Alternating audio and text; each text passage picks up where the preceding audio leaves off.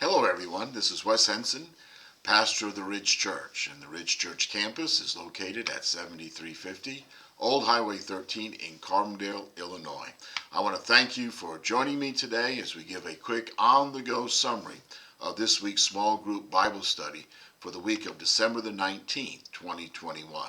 Well, here we are in week 3 of our study, Irrefutable, Prophecies that Point Us to Jesus. Well, has Christmas shopping and all the Christmas activities got you stressed yet? Well, perhaps. And as much as we try to reduce stress, it's there. And to some degree, stress is good. It helps us to accomplish our goals and complete our responsibilities. But in the midst of the stresses of life, I'm glad and I'm thankful that we aren't left to face them all alone. And that's the reason Jesus came to the earth. And while remaining God, he also became just like us so that he could identify with all of our stresses and bring us to God. And so in this 6-week study, we will consider the facts, irrefutable facts, surrounding the coming of Jesus to earth and what it means for us as we maneuver through our daily stresses. Okay, let's look at this week's study. It's titled, The Savior Who Came to Us, and we'll be looking in Luke's Gospel, chapter 2, and we're going to look at verses 4 through 12 and verses 16 through 20. If you click on the links, you will find a study guide, a 2-page outline of this week's lesson, along with a couple of handouts. And then join us Sunday at 9 a.m. on campus, or you can join us Tuesday night at 6:30 on Facebook or our website as we go into greater detail. Let's begin. So the point of our study today is Jesus came for our salvation. So far in our study, we have focused on Jesus as God who is with us. We focused on Jesus, the one who shines the light of God upon us. And this week, we're looking at Jesus is the Savior who came to us. So at the time of Jesus' birth, anticipation of the coming Messiah or Savior had been steadily growing among the Jewish people. Living under the oppressive rule of the Romans only fueled that expectation. And in 2 Samuel 7, verse 16, a long time ago, earlier, God had promised King David that your house and kingdom will endure before me forever, and your throne will be established forever.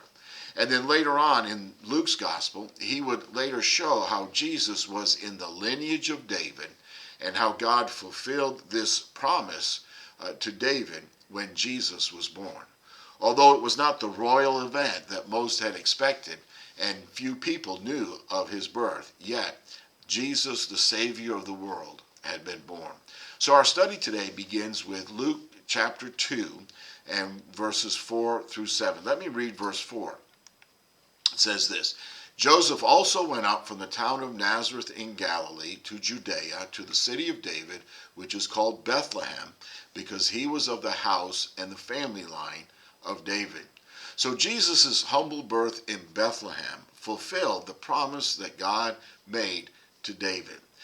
Further, we read on in verse 7 that then Mary gave birth to her firstborn son, and she wrapped him tightly in cloth and laid him in a manger because there was no guest room available for him. So this is a powerful picture of humility that surrounded Jesus' birth. But even if Jesus had been born in a palace, it still would have been a humbling thing for God to leave the majesty and the glory of heaven to become like one of us. Okay, let's move on down to verses 8 through 12. Verse 8 reads, In the same region, shepherds were staying out in the fields, keeping watch at night over their flock. And then an angel of the Lord stood before them, and the glory of the Lord shone around them, and they were terrified.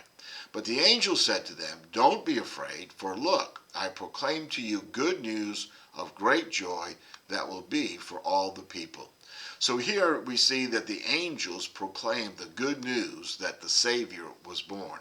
The angels appeared before this small group of shepherds to announce the birth of Jesus. I want you to notice that, or observe here, that sheep that were used for sacrifices at the temple were raised in this very area. therefore there were shepherds. And the connection to the Jewish sacrificial system reminds us that Jesus came to be the Lamb who takes away the sin of the world. Okay, let's look on verses 16 through 20. The shepherds returned, glorifying and praising God for all the things that they had seen and heard, which were just as they had been told. And that's verse 20. So after hearing the angel's announcements, the shepherds made a mad dash to the manger to see this event for themselves. And let me make two very quick observations here. Number one, as they returned to their daily routines, after they had seen the baby Jesus in the manger, and as they went back to their sheep, they shared the good news of the gospel. Jesus was born. The Messiah had come. And it was good news for all the people. So just as they shared the news that they had received, so should we. And the second observation is this. People rejoice when they recognize the truth of salvation. The shepherds glorified and praised God. And friends, so should we. We need to rejoice as we know the truth of salvation, that Jesus has come into the world. And we should go throughout our daily routines glorifying and praising God. Okay, let me share about 3 applications here to our lesson this week. Number 1 is surrender. Application number 1, surrender. The Savior has come, and now is the time for you to put your faith and your trust in Jesus. And you can do it now, and I'd be happy to talk with you a little bit more about it if you wish. Just contact me, and we can talk about this some more. Number 2, application number 2, turn your plans for your life over to God. You know, the Lord worked through the shepherds to share the news of Jesus' birth, and God desires to work through you for his kingdom's sake as well.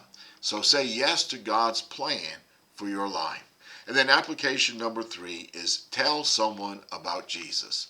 Be like the shepherds. Share the story of the first Christmas with someone.